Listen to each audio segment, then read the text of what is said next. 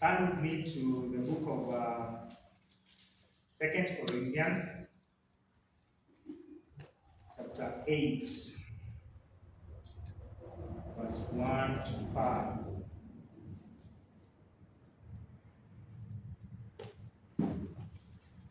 Second Corinthians chapter 8, verse 1 to 5.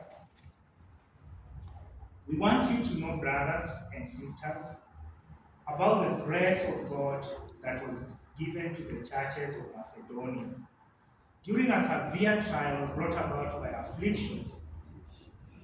Their abundant joy and their extreme poverty overflowed in a well of generosity on their part.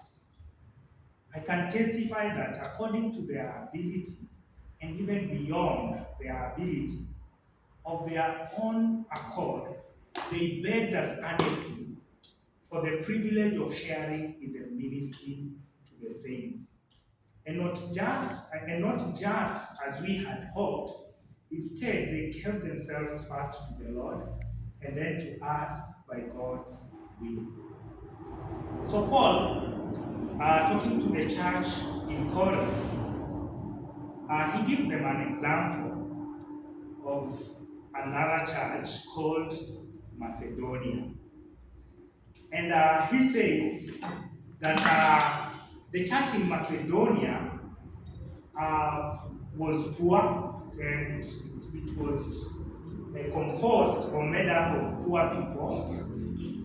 But these poor people were full of joy. They had abundant joy. They were people who were excited and fired up.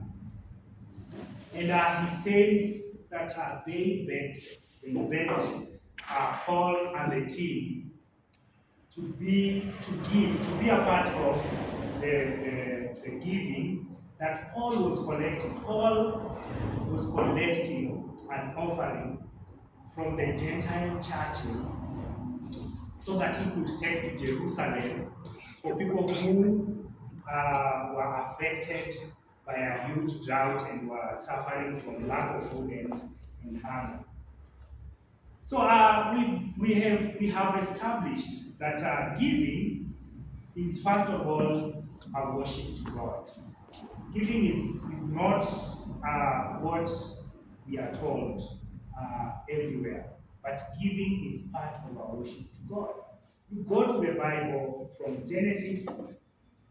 Abel, through his giving, God was pleased. Go to the nation of Israel. When God was giving them instructions, he also gave them instructions on giving and how they can give.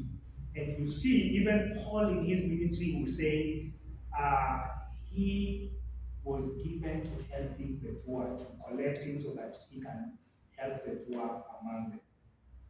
So the church in Macedonia exemplified such an example that all of us can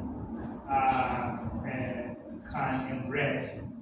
That they begged, though they were poor, though they were going through a lot of affliction, they begged to be part of the people who were giving. Why would they do that?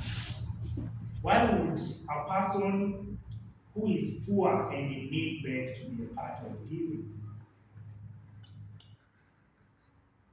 Well, Paul gives us an answer in this verse. He says in verse 5 that they were first given to God. That their life was not about them, but their life was about God. They gave themselves first to God. And then it became easy for these other things to flow out of that, to come out of that. They gave themselves first to God. So, should we? That if we want to be a people that are giving, if you want to be a person that gives, you start with your spirituality. You start with your relationship with God. That's the foundation.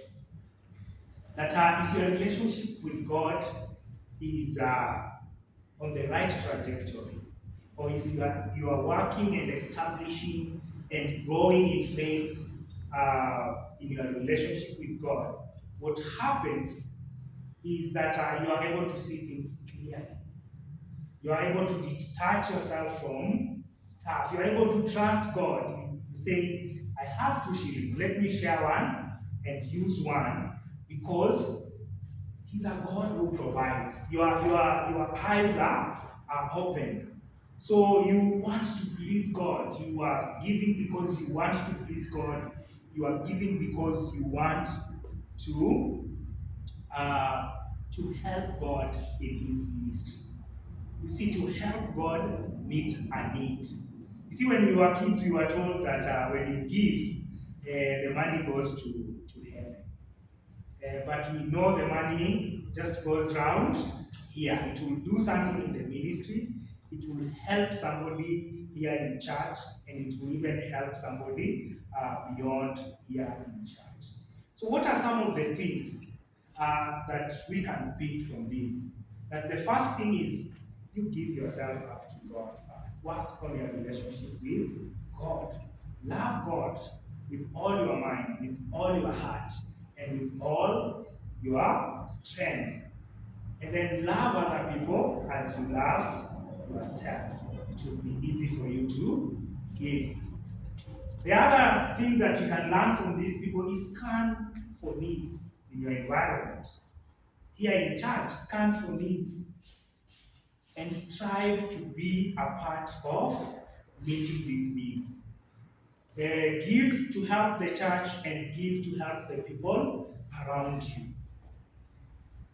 And then the third thing you can learn is giving needs to be from your own decision. Giving needs to be from your own accord. We are told that from their own accord, they did what they begged. So give out of your own decision, your own accord. Like you are a person who has worked on your relationship with your God. You are a person who has scanned for the needs around you, and you go and pray and tell God, I want to meet these needs. Will you provide so that I can meet these needs? And God, please guide me on how to meet these needs out of your own accord. And other scriptures will say, out of what you decide in your heart.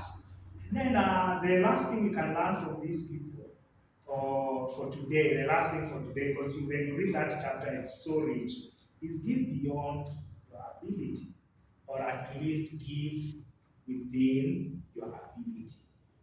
So for these people, some gave according to their ability, according to what they had, but some even gave beyond their ability. So try, first of all, the starting point is giving within your ability, and then as you grow and as God blesses you more and more, you want to be a person who is giving beyond their ability. May God help us even as we give. So someone can pass the basket as we give.